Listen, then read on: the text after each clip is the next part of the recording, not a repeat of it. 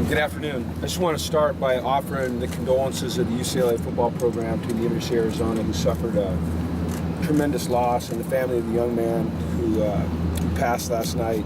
We've been through that here, and we know what it's like. And like I said, our thoughts and prayers and our hearts are with the University of Arizona and Rich Rod and with the young man's family. It's just horrible. And if there's anything we can do for them, we should certainly be here to support them. So beyond that, it's great to get back out on the field and compete. It's fun to see the young guys out here, the guys we haven't gotten a chance to really see play football since high school, compete against major college talent. And I thought a lot of the young guys for the first practice showed well. We'll see how they continue to develop. It's great to have Eddie Vanderdoes back out here and Fabian back out here and Mossy Johnson, the competitiveness that those guys bring. And I thought it was a fairly crisp practice for our first practice, much different than our first practice in the spring. And so I like the attitude. I love the direction we're headed. There's a real sense of esprit de corps amongst these guys, very competitive and yet cooperative at the same time. And so I think that after one day I can say that I'm pleased, and hopefully I can say that after every day. But I like the way we started, so we're off and running. You guys having a quarterback name, Jim, does that help? Excuse me? Having a quarterback name? I think having certainty at that position is a big help for us. Yeah. It allows, I think, everyone to settle down a little bit.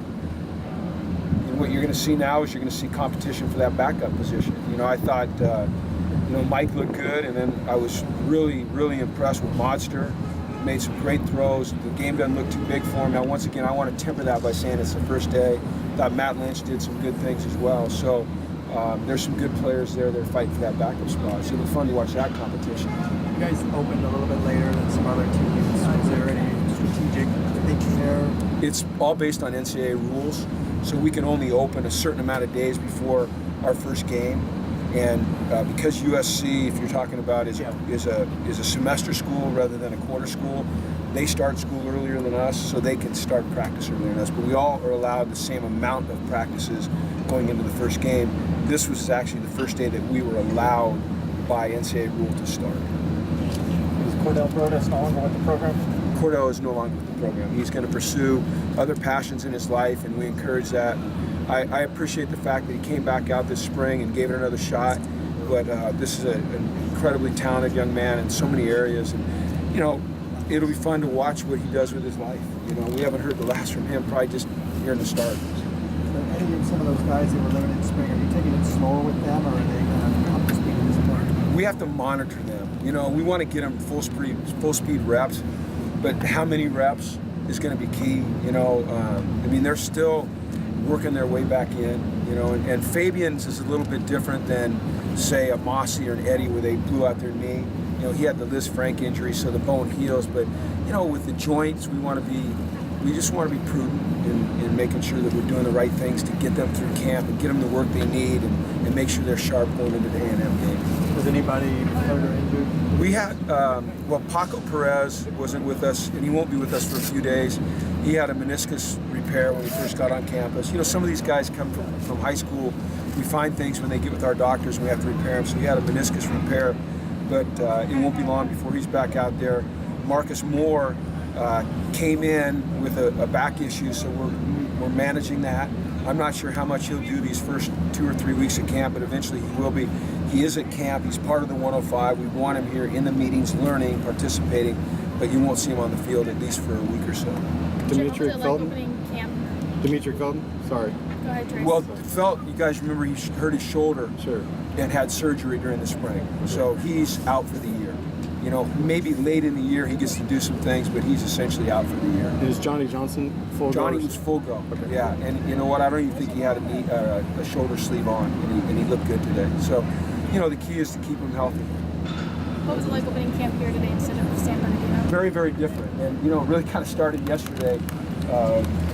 We love going to San Bernardino. It served us very, very well. It's a great place for us. But walking into the new Luskin Center, I think the guys were very pleased. It's a little bit different than college dorms. It's a beautiful new hotel on campus here.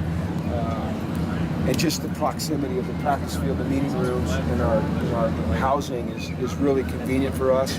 So we'll be here for a week, and then we'll go up to San Bernardino for 6 days and have 9 practices and really grind it out, and then we'll come back here. But it's a different energy, a different atmosphere, and I'm very pleased with it. By different, is it a good different? I think it's good. I mean that in a very positive way, yeah. I think it's good for us. I really do. You talked about Eddie coming back. What is Well, he gives us a veteran presence. He's an outstanding player. He's been an outstanding player. He gives us another big body. You know, you got Ely and he now are both around 320. You know, and they're big-shouldered, wide-bodied guys, which we need.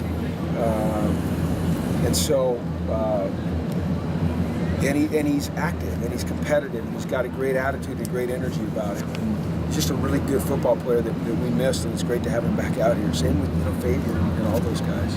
How much evaluating can you do before the guys are in full pads? Well, you can evaluate things like attitude and work ethic and work habits, and are they selfless, team-oriented guys?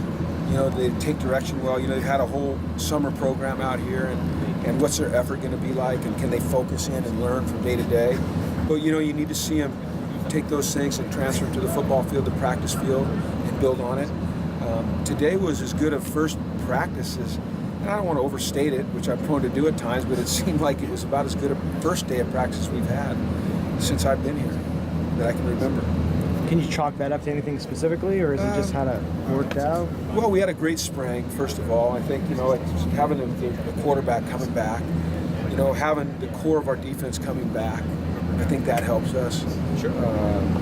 And they're more confident and relaxed that, they understand the schemes better, they understand our tempo and how we want to do things better. How much of a go-to guy do you think? I think that he could be a great threat for us, a tremendous weapon.